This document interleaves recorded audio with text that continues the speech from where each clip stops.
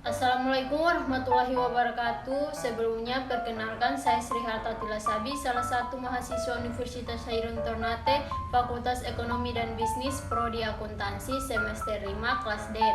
Di sini saya akan mempresentasikan atau menjelaskan terkait tugas saya yang berjudul Akuntansi Perubahan Harga. Jadi, tugas ini dibuat untuk memenuhi salah satu tugas teori akuntansi dengan dosen pengampu Bapak Zulkifli Abu, SE, MSI. Baik teman-teman, langsung saja seperti yang tadi sudah saya katakan bahwa saya akan menjelaskan atau mempresentasikan tugas saya yang berjudul Akuntansi Perubahan Harga. Baik, bisa lihat di sini ada 4 sub pembahasan. Yang pertama itu pengertian akuntansi perubahan harga. Yang kedua masalah perubahan harga, yang ketiga pos moneter dan non moneter, dan yang keempat itu jenis perubahan harga. Langsung saja kita masuk pada sub pembahasan yang pertama terkait pengertian perubahan harga. Jadi akuntansi perubahan harga adalah perlakuan akuntansi terhadap perubahan atau selisih harga, di mana akuntansi perubahan harga ini merujuk pada metode atau pendekatan dalam akuntansi yang menangani perubahan atau selisih harga dari aset atau kewajiban. Ini melibatkan pengakuan, pengukuran, dan pelaporan perubahan nilai aset dalam laporan keuangan perusahaan. Tujuannya adalah untuk memberikan informasi yang relevan dan akurat terkait dampak perubahan harga terhadap posisi keuangan perusahaan. Adapun pengertian perubahan harga menurut para ahli adalah perbedaan jumlah rupiah yang dapat digunakan untuk membeli barang atau jasa yang sama pada waktu yang berbeda. Baik, selanjutnya kita masuk pada yang kedua, masalah perubahan harga. Perubahan harga menimbulkan masalah bagi akuntansi dalam 3 hal. Yang pertama, penilaian. Masalah penilaian berkaitan dengan dasar yang harus digunakan untuk mengukur nilai pos pada suatu saat, di mana masalah penilaian ini menyoroti kesulitan dalam menetapkan dasar yang konsisten untuk mengukur nilai pos pada suatu waktu tertentu. Ketidakpastian dalam menentukan nilai aset atau kewajiban dapat mempengaruhi akurasi laporan keuangan dan interpretasi kondisi keuangan perusahaan. Baik, selanjutnya yang kedua itu unit pengukur. Masalah unit pengukur berkaitan dengan perubahan daya beli akibat perubahan tingkat harga umum. Perubahan harga dapat mempengaruhi daya beli yang dapat memunculkan masalah unit pengukur. Kesulitan dalam mempertahankan unit pengukur yang stabil dan konsisten dapat mengaburkan analisis keuangan karena perubahan tingkat harga umum dapat merubah arti sebenarnya dari nilai-nilai yang dilaporkan. Selanjutnya yaitu kapital. Masalah kapital berkaitan dengan pengertian laba sebagai selisih antara dua jenis kapital, finansial atau fisik. Penentuan jenis kapital yang digunakan untuk mengukur laba dapat mempengaruhi interpretasi kinerja perusahaan. Pilihan antara kapital finansial moneter atau fisik non moneter dapat membawa implikasi yang berbeda terhadap informasi keuangan yang disajikan.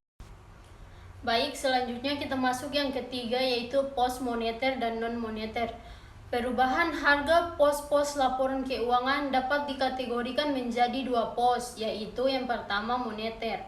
Pos-pos moneter berkaitan dengan masalah untung atau rugi daya beli.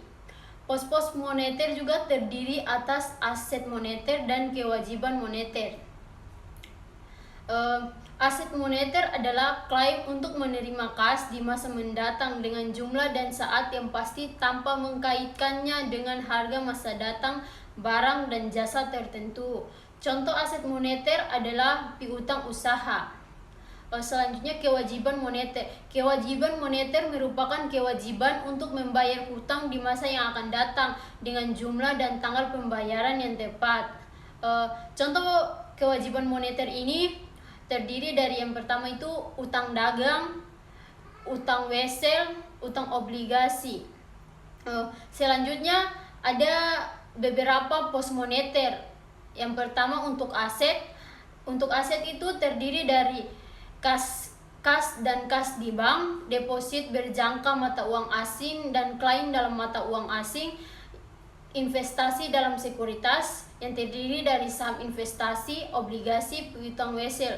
Yang kedua kewajiban. Kewajiban ini terdiri dari utang usaha dan wesel, hutang biaya, utang obligasi. Selanjutnya kita masuk pada non-moneter. Pos-pos non-moneter berkaitan dengan untung atau rugi penahanan. Pos-pos non-moneter adalah pos-pos selain yang bersifat moneter, yang juga terdiri atas aset non-moneter dan kewajiban non-moneter. Aset non-moneter adalah aset yang mengandung jumlah rupiah yang menunjukkan nilai, dan nilai tersebut berubah-ubah dengan berjalannya waktu. Contohnya itu yang pertama persediaan barang dagang, yang kedua fasilitas fisik, yang ketiga investasi dalam saham, yang keempat ekuitas, dan yang terakhir itu goodwill. Selanjutnya kita masuk pada kewajiban non-moneter. Kewajiban non-moneter adalah keharusan untuk menyerahkan barang dan jasa atau potensi jasa lainnya dengan kuantitas tertentu tanpa memperhatikan daya beli atau perubahan nilai barang atau potensi jasa tersebut pada saat diserahkan. Contohnya, utang jaminan pelayanan gratis.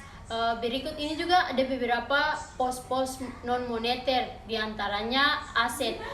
Untuk aset itu terdiri dari saham biasa, persediaan, fasilitas fisik, depresiasi, uang muka perjanjian, pembelian, dan aset tak berwujud.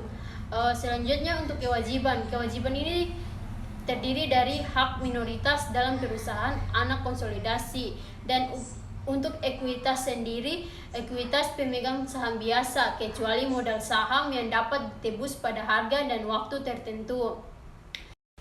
Baik, selanjutnya kita masuk pada sub pembahasan yang terakhir, yaitu jenis perubahan harga. Yang pertama itu pengertian harga. Definisi harga adalah mempresentasikan nilai tukar barang dan jasa pada suatu saat dalam suatu lingkungan ekonomi. Selanjutnya kita masuk pada jenis perubahan harga. Dilihat dari karakteristik perubahan harga barang dan jasa, ada 3 jenis perubahan harga, yaitu yang pertama perubahan harga umum, yang kedua harga spesifik, dan yang terakhir perubahan harga relatif. Sekian presentasi dari saya, mohon maaf jika ada kekurangan. Jangan cari yang sempurna karena kesempurnaan akan ada jika aku dan kamu disatukan.